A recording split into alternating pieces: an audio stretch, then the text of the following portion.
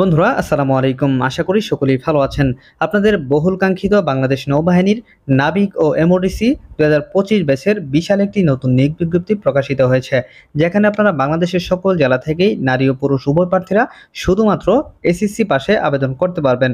তো বন্ধুরা, আজকের এই ভিডিওতে আপনাদেরকে জানিয়ে দিব যে এই নাবিক ও এমওডিসি পদে আবেদন করতে আপনাদের কি যোগ্যতার প্রয়োজন হবে, কিভাবে আবেদন করবেন, আবেদন করতে কত টাকার প্রয়োজন হবে, কত তারিখে আবেদন শুরু, আবেদন কত তারিখে শেষ, এই সকল বিস্তারিত তথ্য আজকের এই ভিডিওর মাধ্যমে আপনারা জানতে পারবেন। সো ভিডিওটি কিন্তু অত্যন্ত গুরুত্বপূর্ণ হতে চলেছে। আশা রাখছি ভিডিওটি না টেনে শেষ পর্যন্ত দেখে যাবেন। তো বন্ধুরা, মূল ভিডিওতে যাওয়ার আগে আপনারা যারা নাবিক ও এমওডিসি পদে আবেদন করবেন তাদের জন্য লিখিত ও ভাইবা পরীক্ষার চূড়ান্ত একটি সাজেশন আমি পিডিএফ আকারে নিয়ে এসেছি। আপনারা চাইলে আমার কাছ থেকে এই চূড়ান্ত সাজেশনটি সংগ্রহ করতে পারেন। মনে রাখবেন, আপনাকে শুধু আবেদন করলেই হবে না, আপনাকে যথাযথ প্রস্তুতি নিয়ে তারপরে কিন্তু মাঠে অংশগ্রহণ করতে হবে। আপনার প্রস্তুতি যদি ভালো না থাকে সেক্ষেত্রে কিন্তু আপনি শুরুতেই বাদ পড়ে যাবেন। তো আপনার প্রস্তুতিকে এক ধাপ এগিয়ে নিতে অবশ্যই আমাদের এই চূড়ান্ত সাজেশনটি সংগ্রহ করবেন। তো এই চূড়ান্ত সাজেশনটি সংগ্রহ করলে কিন্তু আপনারা খুব সহজেই লিখিত পরীক্ষায় উত্তীর্ণ হতে পারবেন। তো এই চূড়ান্ত সাজেশনটি পেতে স্ক্রিনে দেওয়া নাম্বারে রকেট বিকাশ বা নগদে দামমাত্র মূল্য 50 টাকা সেন্ড মানি করে হোয়াটসঅ্যাপ অথবা ইমোতে মেসেজ করলেই আমি আপনাদেরকে সাথে সাথে এই চূড়ান্ত সাজেশনটি উত্তর সহকারে হোয়াটসঅ্যাপে পাঠিয়ে দিব। তো যাই হোক, মূল আলোচনায় ফিরে আসি। বন্ধুরা, আপনারা দেখতেই পাচ্ছেন যে বাংলাদেশ নৌবাহিনী থেকে কিন্তু বিশাল একটি নতুন নিয়োগ বিজ্ঞপ্তি প্রকাশিত হয়েছে, যেখানে আপনারা শুধুমাত্র এসএসসি পাশেই বাংলাদেশের সকল জেলা থেকে কিন্তু আবেদন করতে পারবেন। তো এখন আসি, এখানে অনেকগুলা পদ রয়েছে। এই পদগুলাতে আবেদন করতে আপনার কি যোগ্যতার প্রয়োজন হবে। তো প্রথমে হচ্ছে শিক্ষাগত যোগ্যতা। তো প্রথমে যে পদটি দেখতে পাচ্ছেন ডিই ইউসি অর্থাৎ সিমেন্ট কমিউনিকেশন ও টেকনিক্যাল ট্রেড, এখানে মোট ৩২৯ জন জনবল কিন্তু নেওয়া হবে, অর্থাৎ হিউজ পরিমাণ জনবল কিন্তু নেওয়া হবে। তো আপনারা অনেকেই এই পদটির জন্য কিন্তু অধীর আগ্রহী বসে থাকেন।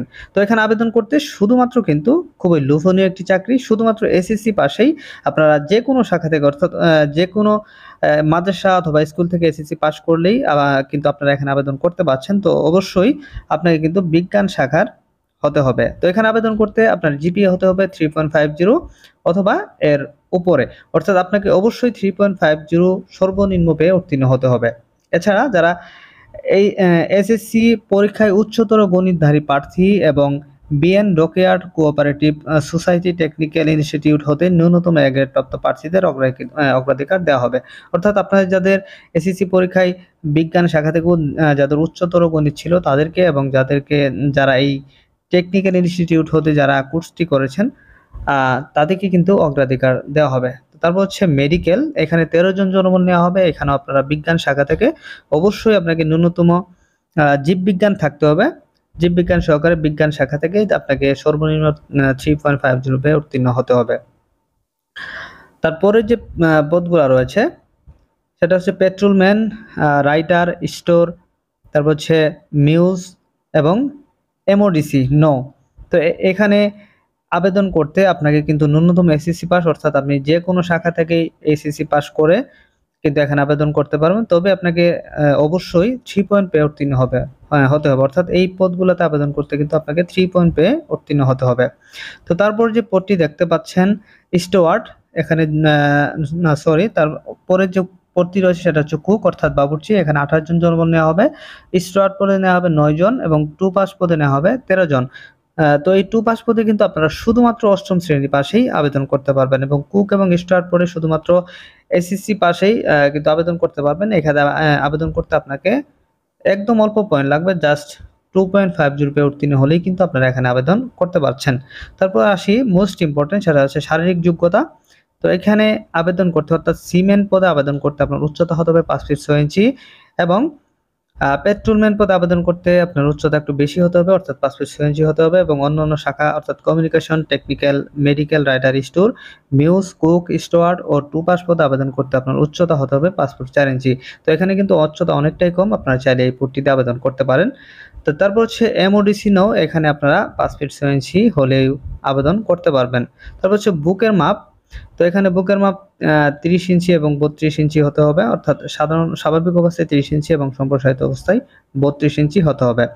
ওজন হতে হবে আপনার উচ্চতা অনুযায়ী, বয়স ও উচ্চতা অনুযায়ী যে আপনার আদর্শ ওজন রয়েছে সেই আদর্শ ওজনটা কিন্তু আপনার হতে হবে। দৃষ্টিশক্তি 6/6 হতে হবে। তো মোটামুটি এই যোগ্যতাগুলো থাকলেই কিন্তু আপনারা এখানে আবেদন করতে পারবেন। তো এখন আসি, এখানে আপনারা কত তারিখ থেকে আবেদন শুরু করতে পারবেন, অর্থাৎ আজ থেকে কিন্তু আবেদন শুরু হয়েছে। অর্থাৎ দেখেন এই যে 11 তারিখ থেকে কিন্তু আবেদন অলরেডি শুরু হয়ে গিয়েছে। আপনারা চাইলে আজ থেকে কিন্তু আবেদন করে ফেলতে পারবেন। তো আপনাদেরকে একটা বিষয় জানিয়ে রাখি, আপনারা অবশ্যই শুরুর দিকে আবেদনটি সম্পন্ন করে ফেলবেন। কারণ পরে শেষের দিকে গিয়ে যদি আপনারা আবেদন করতে চান, সেক্ষেত্রে কিন্তু আপনার অনেক সময় সার্ভারের সমস্যা থাকে, অনেক সময় জেলা কোটা পূরণ হয়ে গেলে কিন্তু তখন আর আবেদন করা সম্ভব হয় না। সো অবশ্যই খুব দ্রুতই আবেদনটি সম্পন্ন করে ফেলবেন।